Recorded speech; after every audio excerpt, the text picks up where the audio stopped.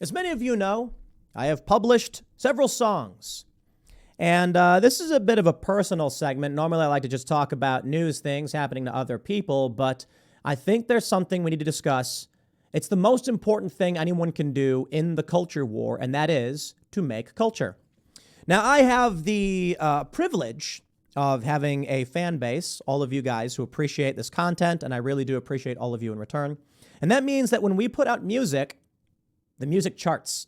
Because there are people who like the work that I do, who then listen to the song. The song then gets a bunch of plays and sales, and then it makes it to the Billboard charts. But this may be the most threatening thing to the establishment. They don't really care if you're talking politics, because politics only reaches those who care about politics. But in a culture war, you have to make culture. Which brings me to the purpose of this segment. I tweeted this out on March 3rd. Hey, Bandcamp. Our account is gone, and so are our songs. Haven't heard back from anyone. Hopefully it's all just a misunderstanding. It very well may be. But a lot of people don't seem to think it is. They think that our music was removed from Bandcamp intentionally because, well, we have the wrong opinions, and we are not in the woke cult, and we are producing successful culture. Now, I know there are many people who don't like my music. That's fine. You don't have to. I'm just a guy who makes music. I've been playing music since I was like 7 years old. Play drums, guitar, bass, sing, write, all that good stuff. We got a new music video coming out later this month. It's called Bright Eyes. And it's not very political, although the song we released, Genocide, just back in November, was very political, criticizing the news media for lying. Both, and also Will of the People is overtly political, but not political in the sense like we don't call out Democrats or anything. They're songs about political things. This song, Only Ever Wanted, that I have highlighted here, it's got 1.9 million views from 6 months ago, and this is just like a love and regret song. That's the bigger threat. In a culture war, right now, name any one of your favorite content producers and commentators. Name the culture that they've built. Name any kind of cultural component they've added. Name the culture they've built. I'll wait. Now we can talk a little bit about like the Daily Wire's efforts with movies. There are certainly some musicians who, Tom McDonald, for instance, he's got a bunch of like great pop stuff. Then he's got some very political stuff. I think he does a good job of balancing it. That's why he's so successful. But the reality is there's very few. I am not so concerned with making more commentary. I think y'all already know the problems and we can talk about them all day and night. We need to make culture that will be appealing to people outside of politics and thus spread our sphere of influence. This is why I believe it's the more likely reason we got taken down. There may be some administrative reasons that we got taken down. I'm sure something will happen where they'll say, oh, it was a big misunderstanding, and they'll make up some reason. But I got to be honest, I don't know if anyone's really going to believe that. The reality is, well, first I'll say this. We don't need Bandcamp. Bandcamp is a website where you can, what do they say? It's an online record store and music community where passionate fans connect with and directly support the artists they love. A large portion of our sales for our songs were made through Bandcamp, and that allowed us to chart. Now, of course, I know there are many people who are going to say that my music is bad and I should stop doing it and all of that stuff, and I really don't care. I'm not expecting to be Adele or Taylor Swift or anything like that, but I'm going to make culture in whatever way we can. So that's why we do Cast Castle. I'm not in Cast Castle, but I also make music. Ian's also got music. Carter's got music, and we're probably going to do more bands. We just have to expand the operation. We've actually made money making music. But here's the important thing that really freaks them out. My friends, I give you Tim Pool on Wikipedia. Ah, yes, the Tim Pool Wikipedia page. Very funny.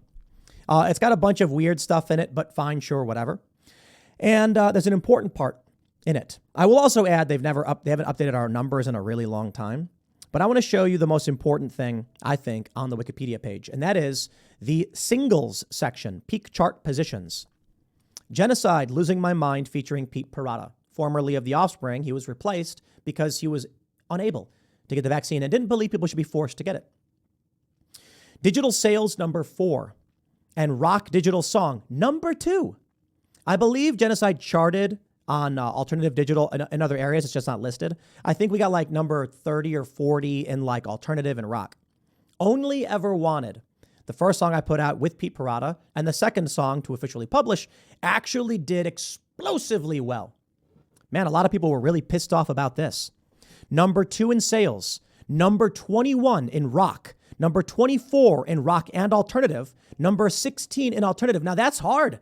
Alternative is like everything. Like Post Malone is alternative. Alternative digital sales, number 1. And then, of course, we have in 2020 Will of the People, which also charted at number 17 in alternative sales. That is, 3 songs that I've released have hit Billboard, a 100% success rate. Name your favorite band. Look them up. See how many of their songs have made it to Billboard. Now, granted, if you put out 12 songs all at once on an album, they're not all going to make it. That's fun. It's fair. But these were put out months, for Will of the People, years, 2 years later. Only Ever Wanted and Genocide were put out months apart. And they both charted. All 3 songs charted. I hope the next song we put out does chart as well. I wouldn't be surprised if it doesn't, because I can't believe that every song I've put out has hit Billboard. There are musicians who dream of getting that close. In fact, some of my favorite bands have never made it.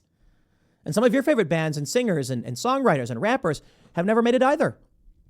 This is the point. In a culture war, the most powerful thing you can do is make culture and win. And Timcast music is winning. In fact, they point out the song Genocide competed with Taylor Swift for the number 1 spot on iTunes. We actually beat her. It was the number 1 Genocide, Losing My Mind, reached number 2 on Billboard's rock digital song sales, and the number 1 song for all genres on iTunes in November 2022. They'll try and make excuses as to why that's meaningless. They'll say, oh, but nobody sells music anymore. So you're telling me that the biggest artists in the world, given the opportunity, cannot get the sales? How does that make sense? Is Taylor Swift so famous that she actively tells her fans not to buy her music? No. The reality is we actually did it. We beat Taylor Swift. Now we're not getting the radio play. That's the game. They're not going to put our songs on the radio. They're not going to put our songs in what's called digital streaming playlists. But the fact is, people liked it so much, or they supported me so much, they bought the song. Taylor Swift didn't get it. I mean, granted, she beat us in the long run. We got number 4 on the song for the digital sales of the week. But there was a period where we were number 1. That is the biggest threat to the machine. The establishment fearing that given the choice, people will buy Tom McDonald, John Rich, Tim Pool. Granted, John Rich, way up at the top. Tom McDonald, way up at the top. Me, I put out a few songs. They did fairly well. We got deleted from Bandcamp. And we're not the only ones. When I tweeted this, 5 times August said the same thing. No idea what happened, but after 10 years on Bandcamp, they removed my entire catalog of music and signed me out as if I never existed. I just signed up again to reclaim my page. Silent War is available for now as a test, but if they remove, here's a link. This happened to me last week after being on the site for 10 years. My entire catalog and followers gone. They didn't write me back either. I signed up again to reclaim my page, but I'm only keeping 1 album up for now in case they do it again. Very interesting. For the time being, the songs we put up, we had 3, they're all gone. That's right. Billboard charting songs deleted from Bandcamp. They've not told us why. Everybody's saying, you know why. Now I know they may come out and say it was a mistake. It was an administrative thing. Fine, blah, blah, whatever. But come on. How many people are really going to believe that?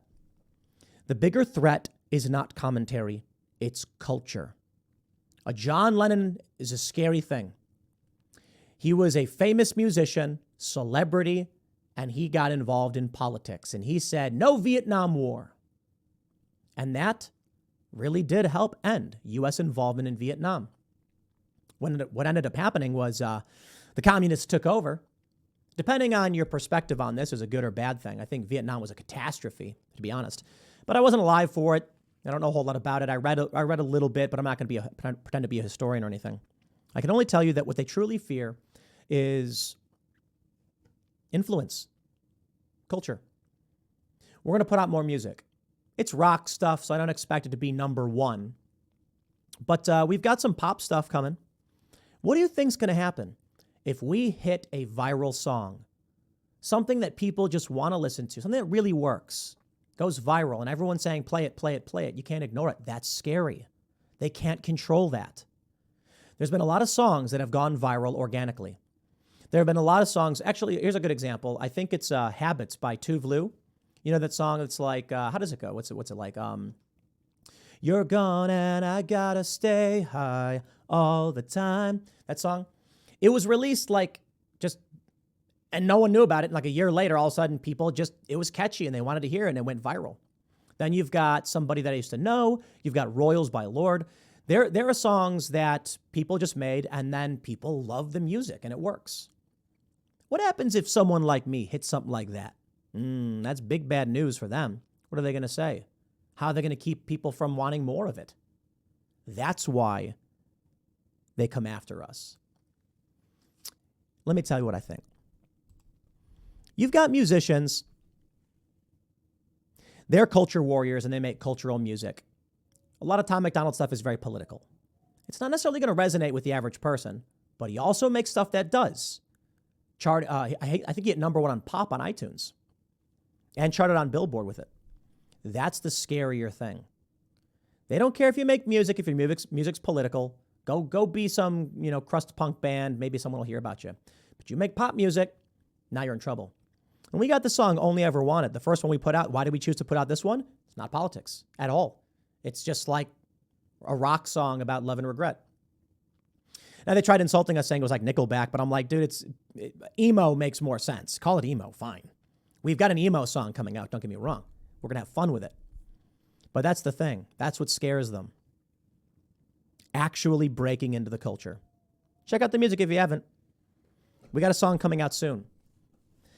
The reason I'm talking about this is because I just want to beg everybody, make culture, make art, make video games, play card games, be involved, make shows, make comedy. It's not all about politics. We have to do other things. I'll leave it there. Next segment's coming up at 8 p.m. over at youtube.com/TimcastIRL. Thanks for hanging out. And subscribe to this channel. Hey, my birthday is Thursday. It's my birthday week. I should really be promoting this more. For my birthday, the present I humbly request is become a member at Timcast.com. Thanks for hanging out. We'll see y'all tonight.